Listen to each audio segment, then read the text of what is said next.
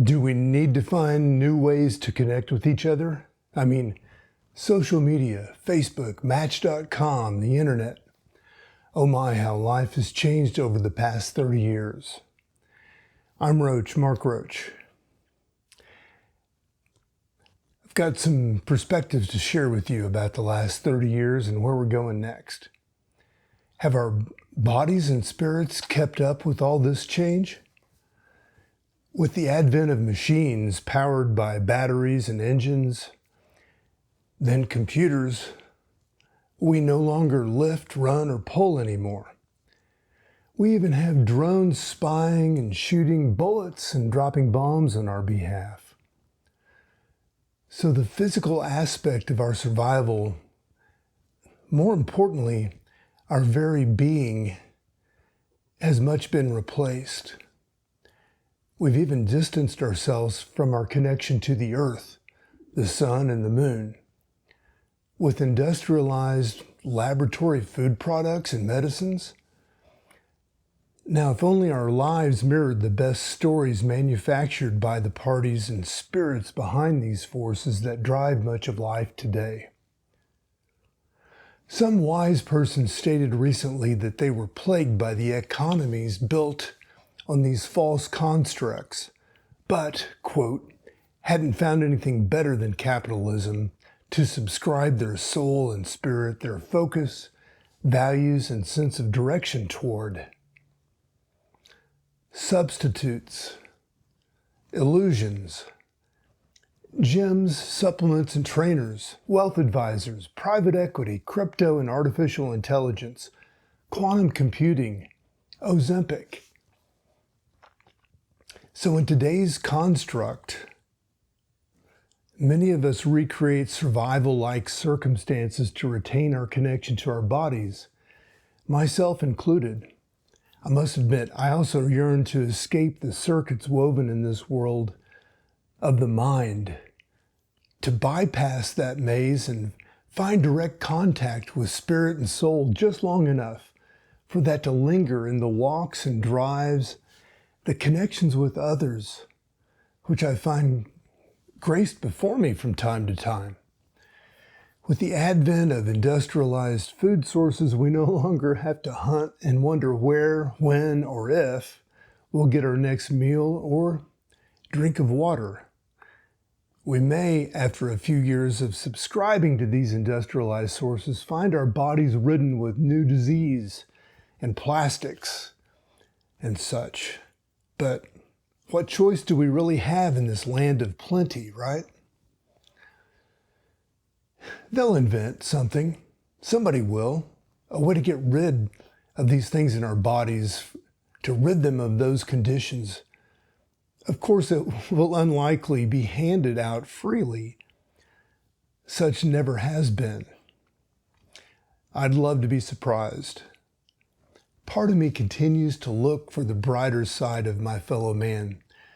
Through my middle age and in spite of hard lessons about altruism, risk-taking, and trusting the inner call, the spiritual life, following the uncommon path. The inheritance of old family patterns passed from one generation to the next continues to riddle my soul. You know, I'm not suffering today, but I do notice it in others from time to time. I'm no prophet, but I have been in plenty of corporate planning as well as seminars on human behavior, where our past archetypes are laid out for consideration in the near or not so distant future. I know myself well enough that the truths that I see are mostly unfolding, but I'm forever hopeful that they are not. My latest hope has moved into this: if you can't beat them, then join them. You know, move to see the power of technology to expose truths and make them available for all to see, for people to contemplate, examine, and possibly to worm their way into the hearts of the common person. From that seed in the hearts of the common person embedded in the masses could rise a remembrance of who we are as a species and how we have the capacity inside us to connect with our greater spirit, if you will, in spite of the dirt soiled from the failures of our religious and spiritual manipulations, the Holy Spirit. My fear is that until such deep-seated bias and prejudice implanted by the misuse of spiritual manuscripts, stories, and texts, the hearts of the common person embedded in the masses, until that trigger, that feeling of injustice, unfairness, and being a slave to the man, until that is forgotten from the fabric of our very being, that we are bound to suffer, compelled to chase illusions, mindlessly repeating the patterns of our forefathers who were so commonly riddled with unresolved conflicts and hypocrisy. The suppression in men of their violence and sexual desires that creates a dissonance with their spirit, which gives birth to a dissonance in the moment for the connection with themselves and with the divine and with each other. That makes men so vulnerable to a misguided mental life fueled by the old apple that fell from the tree of knowledge.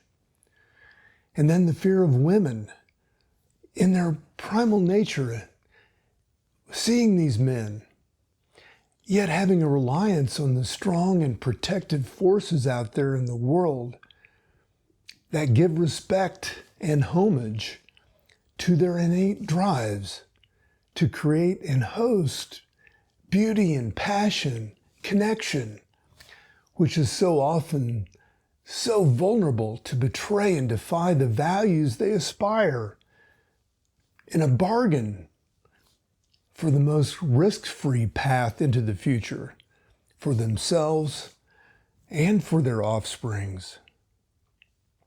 Many of us in the middle age now are in positions to lead a revolution. We can see and attest to these matters. The hopes we had from our childhood have been snuffed. The intent we channeled into our creations can be seemingly lost. Consider Oliver Stone, the guy behind making the movie Wall Street. Years after the movie was made, just recently in an interview, I saw Oliver Stone say he was surprised to see what he created worked in opposition to his desires.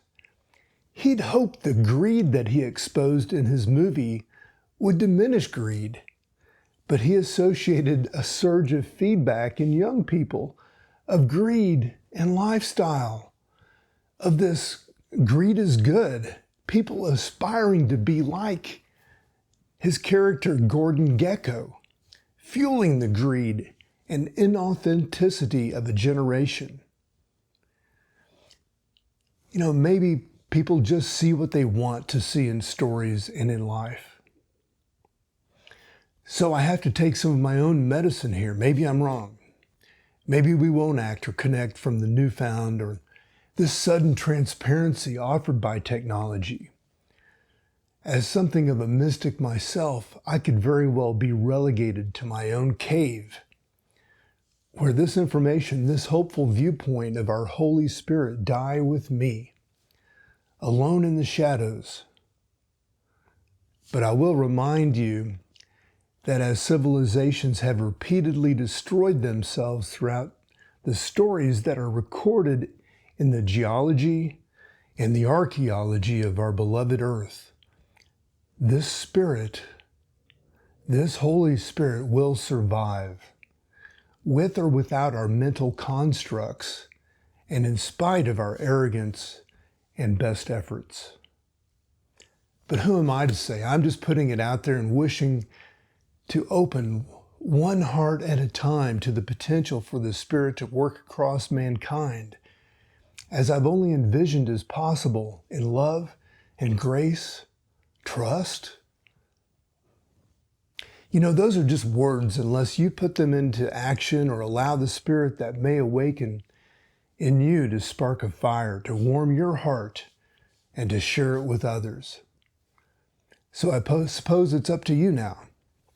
I'm not planning on leaving or going anywhere, but I'd love to see some signs of a handoff here. I'm not much for external authority or for synchronicity, though I do watch. But something inside is pointing to the times ahead being ripe for an awakening as never before. Thank you. I'm Roach, Mark Roach. All the best.